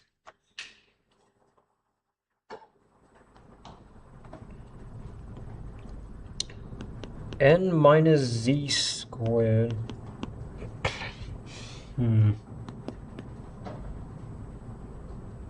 2n. We want to get to this. Wait, that is. Well, I don't know how you guys have been looking at it like this. This is like so hard to look at. It's like it's been clear on my end. Okay. Now we want to get to this. The only problem is how. I'm just presuming what we do is we just try to expand this thing out as per like, so like I think it's something like n lambda squared minus 2 n lambda hat plus lambda squared minus that. Okay. Where does this z come from? I'm like, oh, it's the okay. So it is just the like the 1.96 again. Yeah, thank you. Yeah. I'm just assuming. Oh, okay. Yeah, I'm pretty sure it's just like from here, and then you rearrange it in terms of a quadratic for lambda, not lambda hat, like lambda. So like this is like the quadratic, this is like the linear term, this is like the okay, that's meant to be a hat. Yes, it's meant to be that. Okay. I'm pretty sure that the math for that should work out. So you guys can see it. So when you rearrange it to that, then it's basically just comes down to like how do you solve this like quadratic inequality. So how I do it is I just solve it as if it was a quadratic. So I'll do something like lambda equals, yeah, so I'm basically just solving the quadratic. So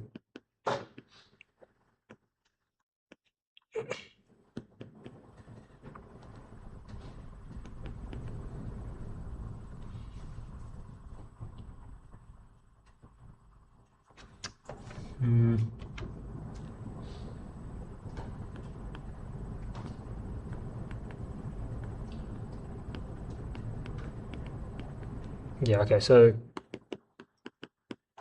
plus or minus. If I know like the 4n stuff, they're gone, just cancelled. I think it's 4n lambda square z squared, like that. Then I can just divide by the 2's. So n lambda squared, hat. Okay, I forgot like a lot of hats, but plus or minus root n lambda hat and then z over n minus z squared. Okay. Okay, that does not match that. I just square that for no reason. Okay. Z, yeah, okay, so it matches. Okay, so we just have this expression, and then again, we just basically want to like substitute everything we know. So like it's basically just like 12 by like here at this point. At this point, like I'm not gonna bother the calculator. Like I'm sure it's right. Okay, so if you like plug it in for like your two values, like your min and a max, that's how you get this. So that is the Wilson confidence interval. So you see how like in this one you're not really using like the other rule. This one, like I said, you're kind of like rearranging to solve for like lambda directly. That's kind of what this like Wilson interval is about. So this one's like the really weird one. So yeah. Yeah, no, I think that's like confidence intervals. Yeah. Okay. Last section. So it's like hypothesis testing. This section is short. It's like 10 pages. So no, less than that. So yeah, it's like speed run this. So it's kind of like, it's not really so much about the math. You really have to like understand like what's like the kind of like setup and the purpose behind like the say experiment or whatever. So you have this thing called like a null hypothesis, which is basically like, it's basically like the default. So basically, again, like you're still trying to like guess the parameter still. That's the whole point for this section. But you're trying to say like the theta, the value parameter of theta takes like some specific value and you label it as like h of 0. So like your first claim is like, oh yeah, theta equals like 20 or something like that. Okay. Then you have this thing called an alternative hypothesis. So you're just trying to say like it differs to that of the null hypothesis basically. So you might like say something like, oh, the value theta is greater than this value, or it's like less than, or straight like not equal to it basically. So you see how like it contradicts that of like the null hypothesis. So it's kind of like it kind of reminds me of, you know, when you're like in science, like you made like a hypothesis and then you're trying to do your best to disprove that hypothesis. That's literally where this comes from, literally. It's literally like the same thing, honestly. So you're trying to do your best to disprove the null hypothesis.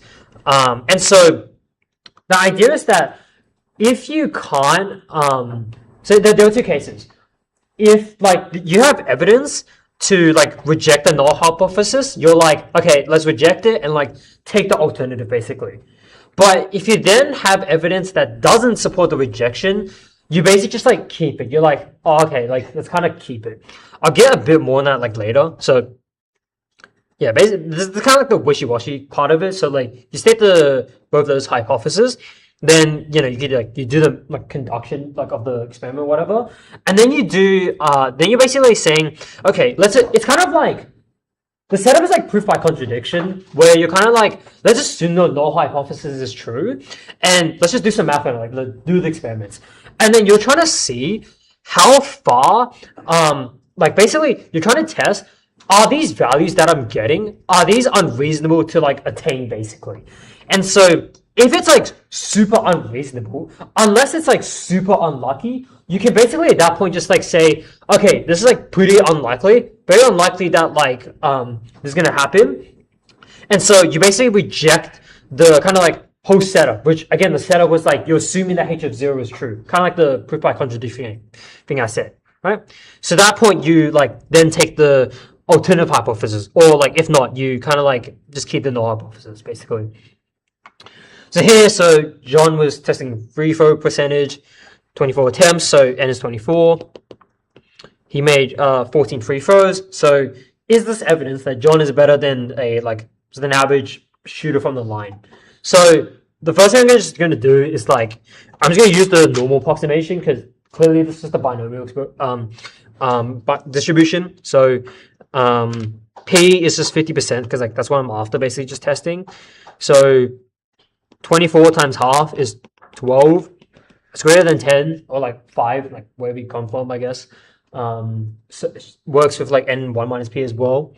So again, like the important thing here is like it's not just the math now. You need to like do like the actual like English or whatever, which is like you need to like do like, okay, I need to state this null hypothesis, which is that he's just an average shooter basically. So like the null hypothesis is like he's just average. So h of 0 is like no, not that, but like P is equal to half, okay? And the thing we're testing is like we're trying to disprove or prove, is he better than that? So is he better than 1/2? So is he better than 1/2 basically? That is, okay, like greater than or like less than, I don't like equals whatever. I don't think it's a big deal. So again, the kind of like to form like the test statistic or like the expression I've been like doing so many times. So again, you want to do this with the assumption under the null hypothesis. Like, let's assume this is true, basically. So if you're running this out, it's like p hat minus, what is it? Yeah. So like normally it's p, but then here we're saying p is a half. So like, again, that's how we're using this. So we're saying half over, and then it's like the thing with like the I guess like the sample proportion statistics, stuff like that. So I think so I have it here. So it's like 0.5, 1 minus 0.5 divided by root n. Okay, that was the setup. And again, like this thing like approaches like the normal approximation when you get like the normalized. Okay, and so again, this I stress, which is that like, okay, can we find evidence, reasonable or not, that he is the 14 free throws under the assumption of the half thingy, him making 14 free throws, is that like unreasonable or reasonable, basically? So we're basically just asking, is this proportion greater than or equal to 14 over 24, basically? That's essentially what we're asking for. And we're trying to find the probability of this like basically occurring. So at this point, when you figure that out with like the hypothesis stuff, now you can go back to the math. So now you can like do like the normalization stuff. So like 14 over 24 minus a half divided by like root 0.5, 1 minus 0.5, root, he made 24 throws. Okay. Again, I'm just gonna jump the gun and I think it says 0.82. So you're basically finding the probability, like that thing is greater than 0.82, like the normal distribution thingy. Okay. So again, like I know like the value of that is going to equal to like 0.2071. So yeah, okay, so that's what we have. So we have this probability. Yeah, sorry. Wait, so do we not have to consider the continuity correction for any of the questions? Continuity correction. That's what we're Yeah, like if Jerry said no, just don't do it. Yeah, just like leave it as is. Like I don't think you'll be like, yeah, just like yeah, okay. I don't think it's worth it. Yeah, so like just sack it. Yeah. So you have this probability. So it's like, okay, that's good. We have the math. But again, we have to like go back to like thinking about like what does this actually mean? So you then have this thing called like level of significance. So it's basically like some sort of threshold where, okay, let's just decide a threshold. So like just the common values of this, just like accept it for now. Like let's say this one, for example. So basically what it's saying is, if you just think about the extreme of this, okay? So let's just say I got the probability to be like 0.0001, basically.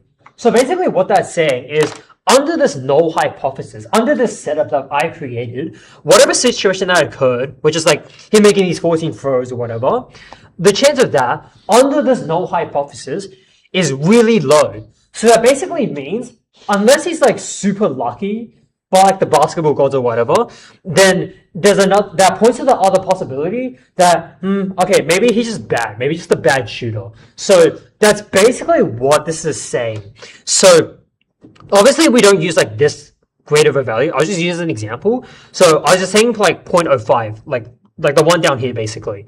So if it's less than that, then it's like, okay, you're probably just a bad shooter, admit it. You can't get lucky. So that's basically the idea. But this 0.2071, clearly that is greater than the 0.05. So it's kind of like, okay, this is kind of reasonable for this situation to occur under the assumption that like the null hypothesis, which is like he is just an average shooter. So because you have this, there's no evidence to like reject the null hypothesis. So we can't really say for certain whether he is like basically LeBron James, basically. So you basically have to take the null hypothesis. Although to get very, very picky with the wording, taking the null hypothesis is, you might think like, oh, we failed to reject the null hypothesis. That doesn't mean we like exactly say we are taking the null hypothesis. Because you see how like the fail and the reject, it's kind of like a double entendre basically. So it's kind of like, a bit picky because like I think like in like the lecture notes, you guys like super picky with like that kind of wording. So it's just something to be like wary of. Yeah. Okay. Wait. Yeah. Is 0.05 just like an arbitrary value? Yeah, basically. Yeah. Again, it's kind of like similar to like the confidence intervals. It's like that kind of exact reasoning. Okay, I mean, I better hurry up. Wait, Jimmy, I like people outside. Okay, thank God. Okay, good. So again, like if you just have like all your n observations or whatever, somehow you can use the fact that the test statistic expression again is equal to like t of n minus 1. From my memory, isn't that the student distribution? The student t distribution. Oh yeah, that thing. That thing. Yeah, that's like, yeah. So again, like somehow you can use that to like test your hypotheses. Like again, your null hypothesis equal to some value versus any one of those like alternative hypotheses, basically. Yeah, okay, good. So I mean, it's like the last example, but basically it's like you have this machinery and you gain like 900 tons of fertilizer, okay?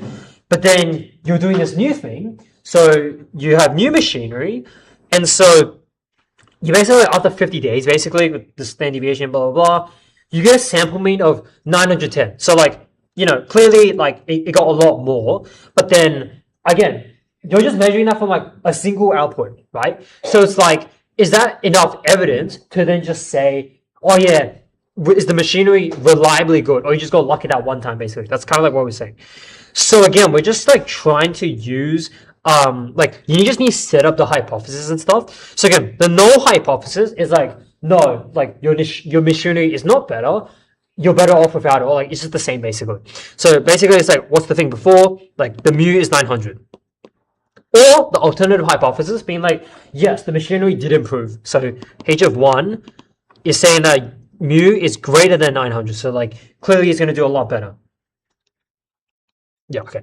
So again, to like set it up, it's like that statistic expression again. So it's like x bar minus my actual value. So in this case, I'm analyzing the 900 because that's a setup again over s over root n basically. Okay. And then we're just like saying like that thing is like approximately n minus 1 being again. Alright, so if you like just like plug everything in, you get p is t is greater than 910 minus 900 over, yeah, standard deviation is 25 over root. There are 50 of them, so you do that.